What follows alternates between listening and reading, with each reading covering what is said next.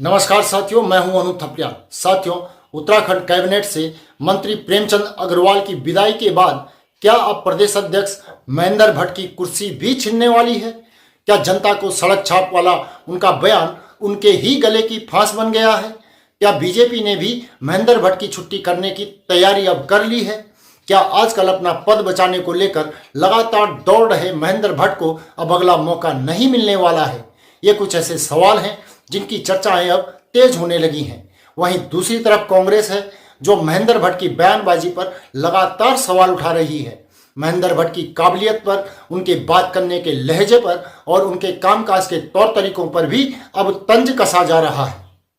देखिए, अब व्यक्तिगत रूप से कोई टिप्पणी नहीं कर रहा हूं। मैंने एक बात कह दी ना कि बंदर के सिर में अगर टोपी दे दो जाए तो वो नाचने लगता है, तो सब ऐसी गलतियां होती है। फिर अब जब टोपी पहना दोगे, बड़ा जिस व्यक्ति का अनुभव नहीं है, जैसे मैं उदाहरण अपना दे रहा हूँ। मैं 92 में जब मिनिस्टर बना तो मैं 27 साल की उम्र थी मेरी उस समय यूपी में। तो मुझे भी शुरू में ऐसा लगता था क्योंकि भाई IAS अफसर जो पौड़ी में आलोक सिन्हा DM था, वो जब DM था मैं 6वीं 7वीं 8वीं में पढ़ता था। अब मैं मंत्री हो गया हूँ, मेरे सेक्रेटरी हो गया, मेरे सामने खड़ा होके जब मैंने उससे कहा सर करने लगा तो थोड़े दिनों के लिए मेरा भी दिमाग खराब हो गए थे। लेकिन जब झटके लगे 6 दिसंबर को अचानक सरकार चली गई और ड्राइवर ने भी कल्याण सिंह के कोठी में मुझको छोड़ दिया, पूनिया जी को छोड़ दिया।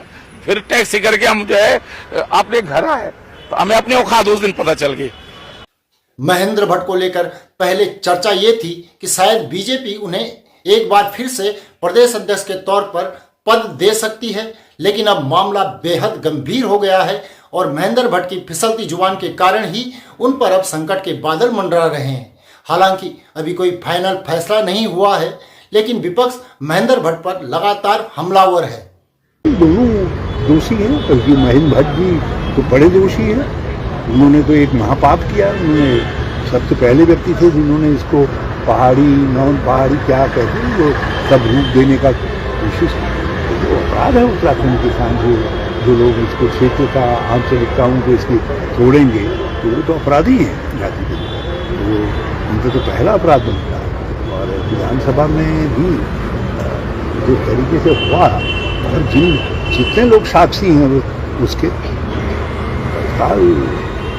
उस पर क्यों नहीं बात कही गई? शायद कांग्रेस इस लड़ाई को अभी खत्म करने के मूड में नहीं है, यानी कि आने वाले दिनों में इसे और भी आक्रामक तरीके से लड़ा जाएगा। अगर महेंद्र भट्ट को दोबारा प्रदेश अध्यक्ष बीजेपी द्वारा बनाया जाता है तो ऐसे में फिर बीजेपी के लिए भी चुनौतियां बढ़ना तय है। सिर्फ प्रेमचंद अग्रवाल जी के इस्तीफे से बात नहीं बनती।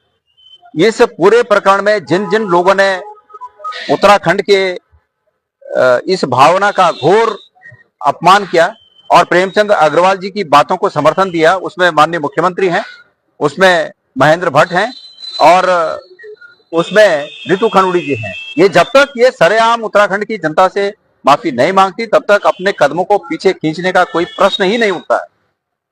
बीजेपी अब क्या करेगी? महेंद्र भट्ट को प्रदेश अध्यक्ष बनाए रखेगी या नहीं, यह बीजेपी का अपना फैसला होगा। लेकिन फिलहाल महेंद्र भट्ट अभी सबके निशाने पर हैं। एक एक करके जो भी चीजें सामने आई हैं, जो बातें कही जा रही हैं, जो भी उनके बयान थे या जो प्रेमचंद अग्रवाल के साथ उनके बिजनेस पार्टनर होने के तौर पर बात की जा रही थी, जिसे कि अब ब्रेकअप करने का दावा भी किया जा रहा है, ऐसे कई सवाल हैं जिनको लेकर भारतीय जनता पार्टी पर कांग्रेस लगातार हमले बोल रही है। अब ऐसे में महेंद्र भट्ट क्या अपना कार्यकाल बढ़वाने में सफल हो पाएंगे? इस पर अपनी राय हमें कमेंट करके जरूर बताएं। हमारे चैनल को आप अवश्य सब्सक्राइब कर लें, वीडियो को लाइक और शेयर भी करें। आपसे एक छोटा सा निवेदन है कि नीचे दिए गए नंबर या फिर QR कोड के माध्यम से आप हमारा सहयोग करके हमें सपोर्ट भी जरूर करें। अभी के लिए इतना ही। अगली रिपोर्ट में आपसे जल्दी ही मुलाकात होगी। तब तक के लिए नमस्कार।